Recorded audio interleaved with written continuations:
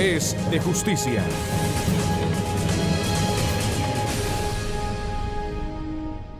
Muy buenos días, estimados televidentes. Bienvenidos a su programa Es de Justicia. Hoy hemos amanecido con mucha energía positiva y quiero compartir con ustedes esas buenas vibras a través de mi abrazo rompecostillas, lleno de optimismo y esperanza. El tema que hoy analizaremos en nuestro conversatorio es de mucho interés para todos ustedes: el salario digno. Es importante anotar que esta expresión, salario digno, no es antojadiza en nuestro vocabulario, ya que está expresamente establecida en la Constitución ecuatoriana. Por ello, le doy paso a mi compañera del programa para que nos amplíe sobre esta definición constitucional. Pamela, buenos días. Buenos días, Jimmy, y buenos días, queridos amigos televidentes. Comparto tu alegría y optimismo. Los ecuatorianos nos distinguimos precisamente por ser valientes y aguerridos, así que a dejar el pesimismo e ir adelante. Solo se fracasa cuando se deja de intentarlo. Y en ese marco decidimos, como tema de este programa, conversar con ustedes, estimados amigos, sobre el salario digno. Y en efecto, la Constitución en su transitoria 25ª dispone que el salario básico se deberá revisar anualmente y con carácter progresivo hasta alcanzar el salario digno, que el salario básico tenderá a ser equivalente al costo de la canasta básica familiar. De igual manera, el artículo 328 de la misma Carta Política establece que la remuneración será justa, con un salario digno que cubra al menos las necesidades básicas de las personas trabajadoras, así como las de su familia. Es decir, que el emolumento que percibe el trabajador no es solo un derecho de él, sino que ahora abarca a la familia. Así es, Pamela. El salario digno es parte fundamental de los derechos laborales en paralelo con los derechos humanos. Recordemos que la Declaración Universal de los Derechos Humanos en 1948, así como en 1966, el Pacto Internacional de Derechos Civiles y Políticos y el Pacto Internacional de Derechos Económicos, Sociales y Culturales incluyeron a los derechos laborales. El tratadista Miguel Canessa afirma con mucho acierto que la normativa internacional entendió que el entorno laboral en que se desenvuelven los hombres y las mujeres trabajadoras tiene que estar protegido por un conjunto de derechos laborales básicos que aseguren el respeto a la dignidad humana. Por ello que el salario digno y equitativo es uno de los derechos laborales consagrados en los principales instrumentos internacionales. Como ya habrán podido apreciar, el tema de nuestro conversatorio es muy interesante.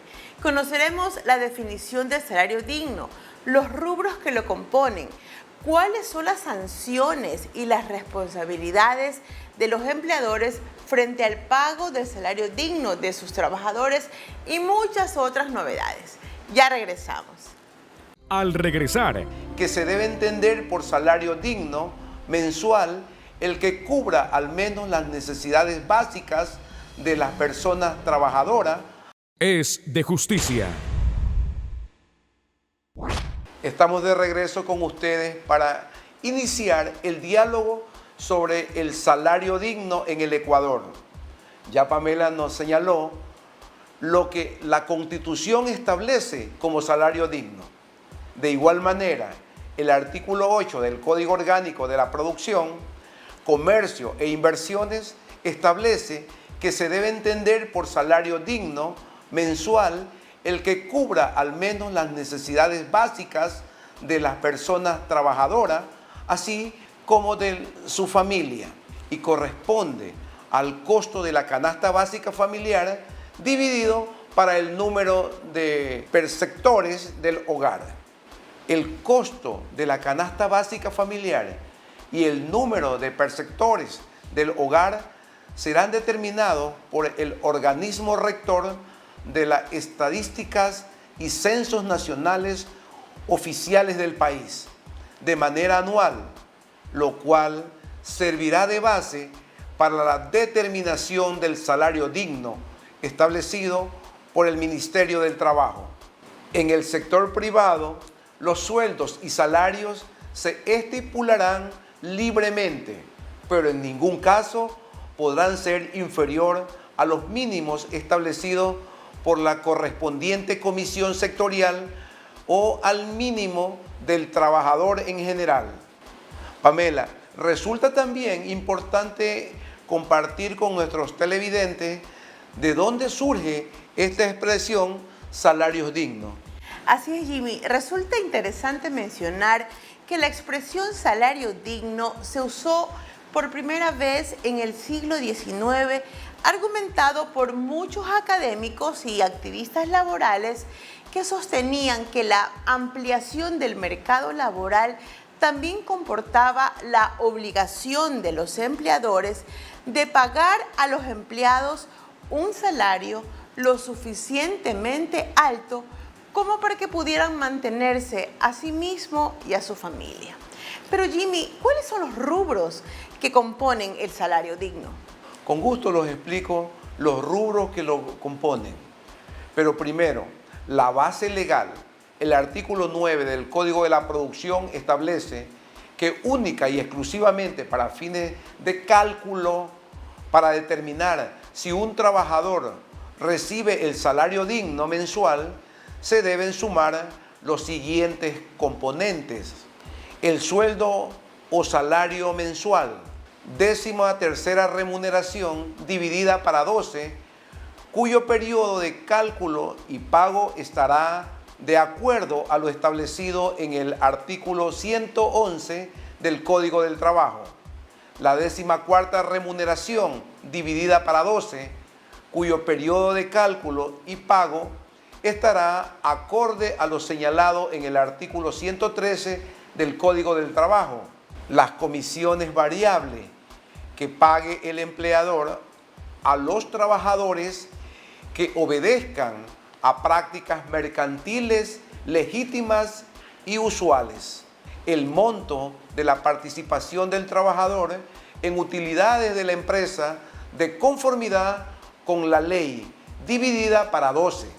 Los beneficios adicionales percibidos en dinero por el trabajador por contratos colectivos que no constituyan obligaciones legales y las contribuciones voluntarias periódicas hechas en dinero por el empleador a sus trabajadores y los fondos de reserva.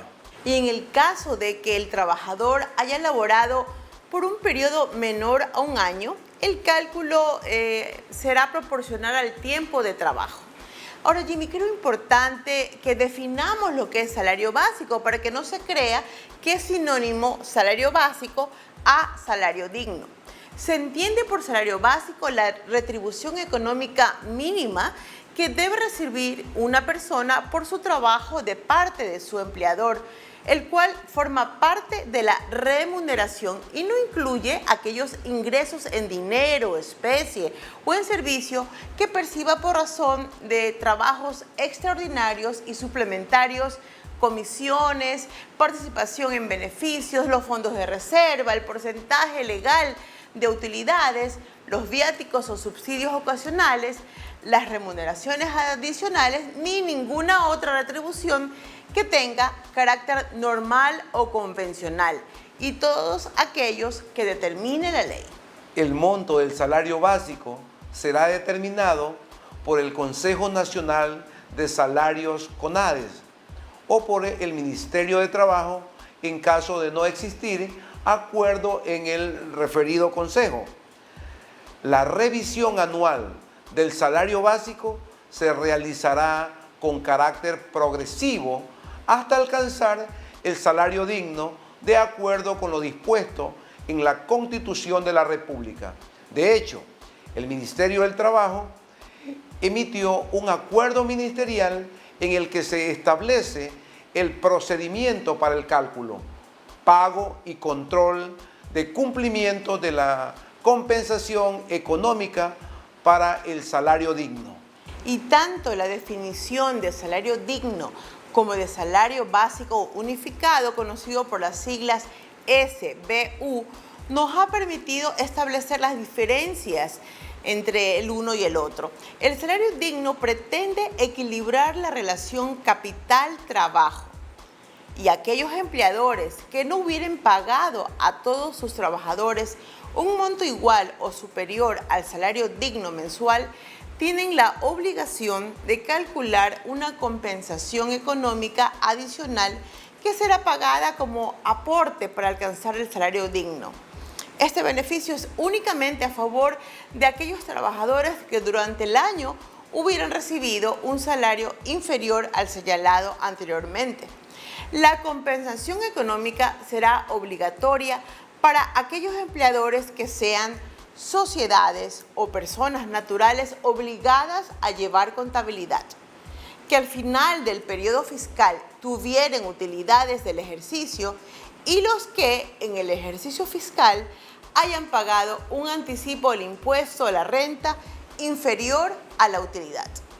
De ser el caso, la compensación económica se liquidará hasta el 31 de diciembre del ejercicio fiscal correspondiente y se podrá distribuir hasta el 31 de marzo del año en curso, por una vez al año entre los trabajadores que no hubieran recibido el salario digno en el ejercicio fiscal anterior. Para el pago de la compensación económica, el empleador deberá destinar un porcentaje equivalente de hasta el 100% de las utilidades del ejercicio de ser necesario.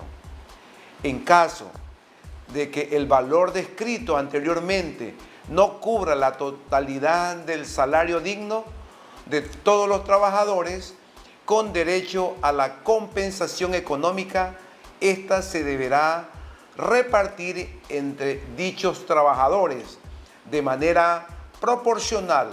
Los empleadores que en virtud de la naturaleza de la actividad no tengan utilidades no estarán en la obligación de pagar esta compensación adicional a los trabajadores que durante el año no hubieran alcanzado el salario digno. Es importante destacar que esta compensación económica es adicional y consecuentemente no será parte integrante de la remuneración, tampoco constituye un ingreso gravable para el régimen de seguro social ni para el impuesto a la renta del trabajador y será de carácter estrictamente temporal hasta alcanzar el salario digno. Los empleadores, al momento de registrar en el Ministerio de Trabajo el informe empresarial sobre el pago de la participación de utilidades, tienen la obligación de completar la información solicitada por el sistema para identificar a los trabajadores que deben recibir la compensación económica por no haber alcanzado el salario digno. De no hacerlo, el empleador será sancionado con un valor igual al 25% de la compensación económica no pagada a los trabajadores en la forma y los medios que el Ministerio lo establezca, sin perjuicio del correspondiente pago de la compensación a la cual está obligado. Nuestra normativa ecuatoriana en torno al salario digno está en sintonía con la normativa internacional, en busca de promover los derechos laborales, fomentar oportunidades de trabajo decente, mejorar la protección social y fortalecer el diálogo al abordar temas relacionados con el trabajador.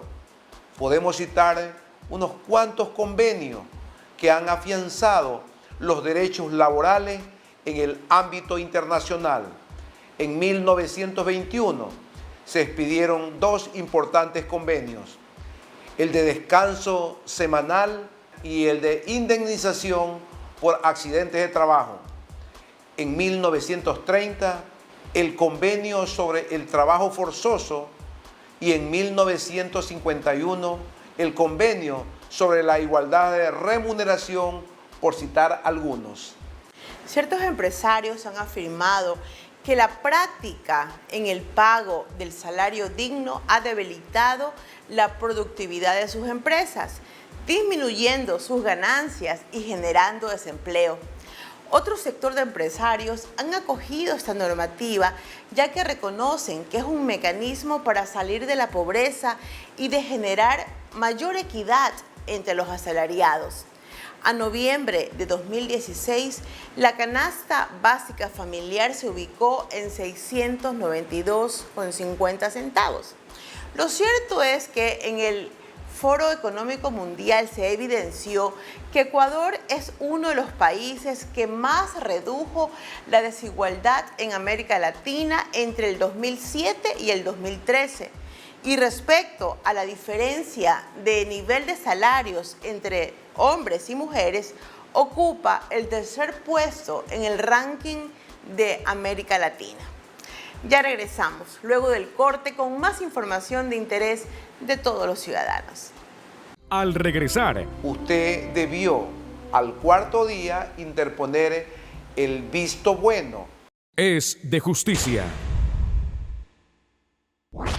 Queremos agradecer por sus preguntas y comentarios.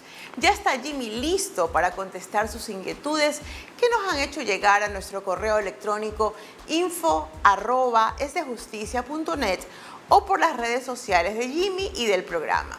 Adelante con la primera consulta. Buenos días, abogado Salazar. Lo felicito por su programa. Mi tía falleció y ya se pagó en el SRI el impuesto a la herencia. Parte de los bienes se vendieron y se inscribieron en el registro de la propiedad sin ningún problema, anexando los pagos de herencia, y quedan aún 2 pro indiviso entre herederos. ¿Se debe aún realizar la posesión efectiva? Es vital realizar la posesión efectiva de los bienes dejados por su tía, ya que ésta no solo les otorga a los descendientes la calidad de herederos, sino que a través de la publicación de la misma permite contactar y o descartar a posibles herederos desconocidos. Mi sugerencia es hacer la posesión efectiva. He sido notificado por el inspector del trabajo con una preventiva de sanción y me da el término de 5 días para justificar la terminación de la relación laboral y adjuntar el acta de finiquito. ¿Cómo procedo si la trabajadora que faltó injustificadamente por más de 3 días a su lugar de trabajo nunca firmó acta alguna, ni tampoco puso la renuncia, sino que fue al ministerio a poner el visto bueno por despido intempestivo? Estimado Rubén, primero quiero indicarle que el inspector del trabajo no es competente de gestionar el supuesto despido intempestivo, por lo que debería presentar un escrito al respecto si la trabajadora faltó 3 días consecutivos en un mismo periodo. Usted debió al cuarto día interponer el visto bueno al no haber prueba alguna de dicho despido y lo que hay es un abandono de su puesto de trabajo. Le sugiero solicitar el inmediato reintegro a su lugar de trabajo a la denunciante. Buenos días, abogado. El padre de mi hijo nos abandonó y quiero plantearle un juicio de divorcio con base a una causal. Mi hijo aún es menor de edad y su acta de nacimiento fue inscrita en Estados Unidos. Dentro de la demanda de divorcio, ¿tiene mi hijo derecho de alimentos a pesar de haber nacido y registrado su partida de nacimiento en Estados Unidos? Estimada televidente, los derechos de los menores no dependen del lugar donde haya nacido el hijo concebido dentro de este matrimonio, sino en su condición de alimentado, en la de sus padres como alimentante. En este sentido, dentro de la demanda de divorcio, debe constar la existencia del menor concebido dentro del matrimonio y reconocido por su padre. Demanda a la que debe usted acompañar una copia del acta de nacimiento y si es extranjera y consta en lengua distinta del español, debe ser apostillada y traducida para que pueda tener validez dentro del proceso, debiéndose tratar la situación del menor y su manutención dentro del trámite principal de divorcio. Es de justicia. Los invito a revisar con nosotros las actividades realizadas por Jimmy Salazar Gaspar, presidente de la Federación Nacional de Abogados del Ecuador y del Colegio de Abogados del Guayas. Es de justicia. En días pasados se llevó a cabo en el auditorio de la Corte Provincial de Justicia del Guayas el Seminario de Derecho Constitucional, el mismo que contó con el aval de la Facultad de Jurisprudencia de la Universidad del Pacífico. Durante esta jornada académica, que tuvo una duración de 4 días, participaron destacados profesionales del derecho, entre ellos el doctor Alfredo Ruiz Guzmán, doctora Pamela Martínez de Salazar, doctor Ernesto Salcedo Ortega, doctor Daniel Dorado Torres y el doctor Pablo Alarcón Peña. En un evento especial, la Universidad María Auxiliadora del Perú, por medio de su rector, el doctor Domingo Ortega Chacón, realizó la entrega de su más alta distinción, como es la de doctor honoris causa, en reconocimiento a su destacada trayectoria profesional y académica, a la doctora Pamela Martínez de Salazar, vicepresidenta de la Corte Constitucional del Ecuador, doctora María Segura Reascos, jueza de la Corte Constitucional del Ecuador, doctor Wilson Zamora González, director de Gestión Procesal de la Fiscalía General del Estado, y la doctora Cintia Guerrero Mosquera, jueza de la Corte Nacional de Justicia. Acto seguido, el doctor Alfredo Ruiz Guzmán, presidente de la Corte Constitucional del Ecuador, fue el encargado de realizar el brindis para cerrar este acto. En el auditorio del Colegio de Abogados del Guayas se está desarrollando el seminario Taller de Análisis del Código Orgánico General de Procesos y Elementos Formativos para Profesionales, a cargo del doctor Tito Zambrano, formador de la Escuela de la Función Judicial. Este seminario taller tendrá vigencia hasta el miércoles 12 de julio en jornadas de lunes a sábado. Recuerden enviarnos sus sugerencias, comentarios al correo info@esdejusticia.net. Y si se perdió alguno de nuestros programas, pueden verlos a través de YouTube.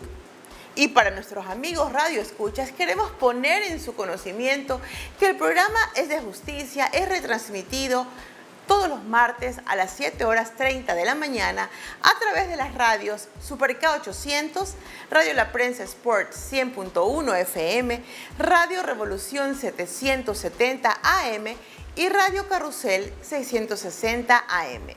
Me despido dejándolos en la grata compañía del abogado Jimmy Salazar y el comentario de la semana. Debemos de entender que la aspiración de los trabajadores, además de acceder a un salario digno, es el tener un trabajo digno, un trabajo decente.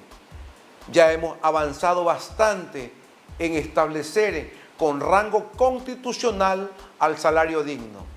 Además de aparecer dicho parámetro también en normativa infraconstitucional, pero conviene establecer un canal de diálogo entre empresarios, trabajadores y gobierno para crear y dinamizar este tan anhelado propósito.